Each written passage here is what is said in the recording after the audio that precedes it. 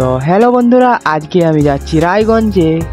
আর আমি চলে এসেছি জগন্নাথপুরে, এবং জগন্নাথপুর ঘাট পার হয়ে আমাদের যেতে হয়।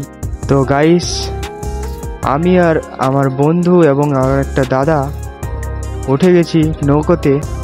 তো গাইস, নৌকো থেকে নেমে আমরা চলে এলাম রায়গঞ্জের একটি দুর্গা প্যান্ডেল।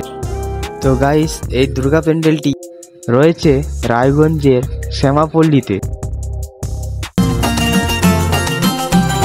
ঢাকের তালে কোমর দোলে খুশিতে নাচে মন, আজ বাজা কাসর জমা আসর থাকবে মা আর কতক্ষণ। ঢাকের তালে কোমর দোলে খুশিতে নাচে মন।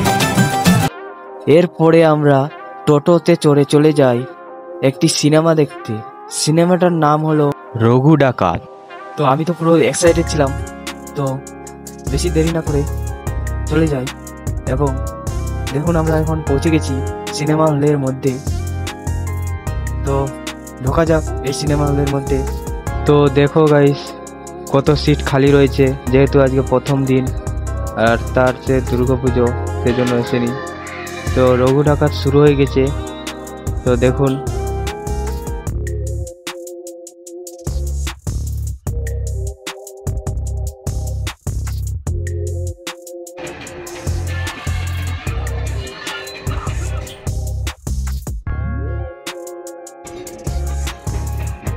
তো বন্ধুরা, সিনেমা দেখা কমপ্লিট। তো আমরা এখন চলে যাচ্ছি বাড়ির উদ্দেশ্যে। তার আগে আমরা কিছু খেয়ে নিই। তো আমরা দিয়েছিলাম চিকেন এবং রুটি। তো ফাইনালি আমাদের চিকেন এবং রুটি চলে এসেছে।